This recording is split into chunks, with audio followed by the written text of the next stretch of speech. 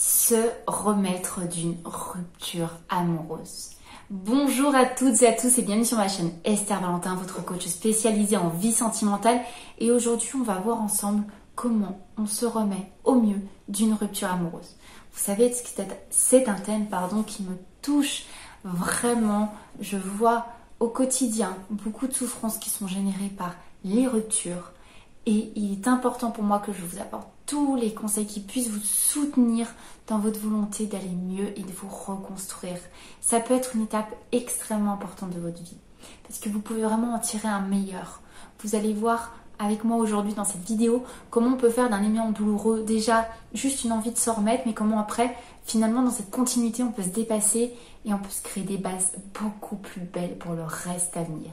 Première petite pensée que vous devez commencer à vous intégrer en vous, en votre cerveau, en votre esprit tout simplement, ça va être de se laisser croire un instant que ça va aller bien mieux et qu'il y a vraiment un meilleur qui se cache derrière vos efforts pour aller mieux. Donc, petit rappel, c'est vrai, c'est difficile comme événement de la vie. C'est extrêmement bouleversant. Une rupture amoureuse, ça chamboule tous nos repères. Ça vient toucher nos émotions, toucher nos sentiments. Ça vient même nous enlever certaines fois une logique complète parce qu'on ne comprend pas forcément la rupture.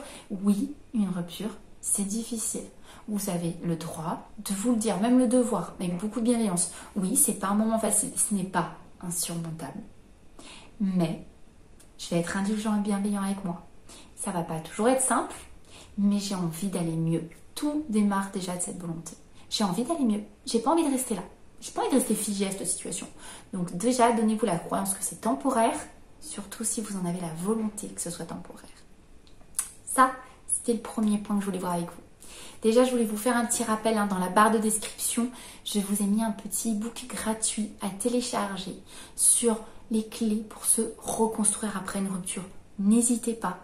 C'est toujours une démarche qui est faite dans le sens d'aller mieux. Donc, allez-y. Vraiment, il est gratuit. Le point que je voulais voir aussi avec vous, c'est qu'on va devoir parler de changement d'habitude. Après une rupture, on doit parler de changement d'habitude. Il faut faire un deuil des habitudes d'avant. Malgré vous, il y avait des habitudes qui sont mises dans la relation amoureuse. Tout simplement, ça peut être autant une petite habitude d'avoir des nouvelles de l'autre de temps en temps, de s'exprimer auprès de quelqu'un, peu importe. On a plein d'habitudes. On se les fait très vite des nouvelles habitudes, en quelques semaines et puis bim, ça devient des habitudes dans la répétition. Donc il faut faire un deuil de ces habitudes. Pour faire ce deuil, on doit s'en créer des nouvelles. Remplaçons pour notre esprit par des nouvelles choses. Faire un deuil et simplement constater le manque et le vide, ça ne va pas aider. Alors qu'on accepte qu'il y en a des anciennes et que c'est une période de renouveau et donc on va devoir mettre en place des nouvelles habitudes et répéter ces nouvelles habitudes pour qu'elles remplacent les autres. Ça ne se fera pas en un jour. La définition d'une habitude, c'est parce que c'est répété dans le temps. Laissez-vous quelques semaines et soyez comme ça, dans la constance, à vous répéter vos nouvelles habitudes. Oui, en effet, au début, tant que c'est un effort, tant que c'est forcé, on n'y trouve pas encore d'émotion, on n'y trouve pas encore de repères. Mais vraiment, à force, les nouveaux repères, par la mise en place de ces nouvelles habitudes, vont se créer pour votre cerveau. Et je vous assure que ça va vous laisser beaucoup moins ce sentiment de manque. Il a besoin de repères, votre cerveau. Vous êtes en train de lui apporter. Croyez que dans la répétition, ça va se faire. Donc, vraiment, ne pas lâcher. Ne lâchez pas, mais répétez. Faites des nouvelles habitudes plaisantes. C'est pas le moment de vous mettre des contraintes atroces. Donc faites des nouvelles habitudes qui soit sont plaisantes à la base pour vous, soit vous savez que ça vous aurait plu quand vous alliez bien, soit vous savez que ça vise un objectif qui est bon pour vous. Ça peut être le sport, ça peut être par exemple, je vais vous donner une routine matinale, une routine du soir. Ça peut être dans ces routines prendre 10 minutes d'écriture sur soi, ses émotions, ses envies, ses pensées du futur. Ça peut être de faire 15 minutes de sport, de la méditation. une lecture sur des pensées positives ou des choses que vous avez toujours rêvé d'apprendre. Voilà ce que vous pouvez mettre dans votre routine, mais répétez-le. Le cerveau va se souvenir qu'il y a un moment qui lui est consacré pour son bien-être à cet instant. Il va le fixer comme un repère. Vous pouvez en apprendre beaucoup sur vous pendant cette période et vous pouvez justement mettre en place des choses que vous aimeriez avoir faites toute votre vie, que vous n'aviez pas forcément pensé à faire jusque-là et que vous serez heureux de garder avec vous au fil du temps quand vous irez bien mieux. Donc l'activité physique, je vous l'ai cité dans les routines, mais il faut que ça fasse partie de vos semaines. L'activité physique, il n'y a que ça. Pour soulager un peu votre esprit de toutes ces pensées, il n'y a rien de mieux que les sensations. Donc les activités physiques génèrent des sensations. Ça le soulage un petit peu dans le fait de se remettre de toute cette situation difficile. Ça lui permet de se retrouver. Ça lui fait des petits temps de pause. Donc l'activité physique, les sorties. Entourez-vous de vos proches. Faites des sorties avec des nouvelles personnes. Faites des sorties pour vous-même. Sortez de chez vous. Il n'y a rien de nouveau à trouver chez soi quand on a l'habitude d'un certain contexte. Donc, sortez. Ça fera toujours du bien. Et n'hésitez pas à vous faire des petits moments cocooning avec vous-même. Ça peut être un simple plateau télé. Ça peut être des jeux vidéo. Ça peut être une bonne lecture, un bon livre que vous aimez bien, ou même relire un vieux livre que vous savez qui vous a plu. C'est des moments qui vous sont consacrés. Votre esprit va fixer comme nouveau repère que tout n'est pas fait dans votre vie pour donner à un autre être humain, mais qu'en fait on vit aussi pour soi. C'est dans ces phases-là que vous allez vous retrouver. Voilà les nouvelles habitudes que vous pouvez mettre en place.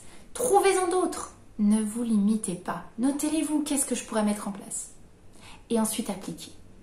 Il y a une période de réflexion, ok, mais il y a un moment, il faut que ça passe par l'action. C'est pas en restant dans vos pensées que ça va s'améliorer. Il faut agir.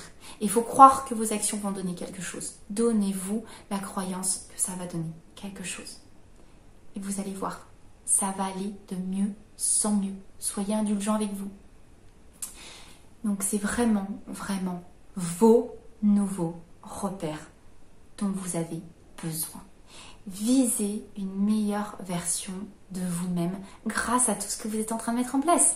Visez une meilleure version de soi dans une vie qui vous ressemble parfaitement. Ça va être là où vous allez avoir le sentiment d'avoir gagné, que même si la rupture vous a affaibli, vous a mis les genoux au sol, si vous ressortez avec ce sentiment que vous êtes devenu une meilleure version de vous, dans une vie que vous vous souhaiteriez bien meilleure pour vous, je vous assure que la rupture ne sera pas un souvenir pénible à long terme, loin de là. Et pour devenir la meilleure version de soi, n'hésitez pas, je vous ai mis le petit e-book aussi sur comment devenir la meilleure version de soi. C'est extrêmement complémentaire avec le fait de se remettre d'une rupture. Ne lésinez pas sur votre apprentissage et ensuite votre mise en action dans votre quotidien. Pour vous en remettre, il n'y a rien de plus beau comme combat que d'aller bien et de s'occuper de soi. Et là-dessus, vous aurez tout mon soutien. Vous le méritez tellement. Vous n'êtes pas figé dans cette situation. Je vous le promets. Parce que vous êtes en train d'écouter cette vidéo, parce que vous écoutez les conseils, parce que vous téléchargez les e-books, parce que vous allez les lire ce soir par exemple. Non, vous n'êtes pas figé, vous êtes déjà en train d'avancer. Pas par pas. N'hésitez pas à l'écrire pour constater l'évolution de semaine en semaine, parce que vous êtes avec vous chaque seconde où vous le réalisez moins.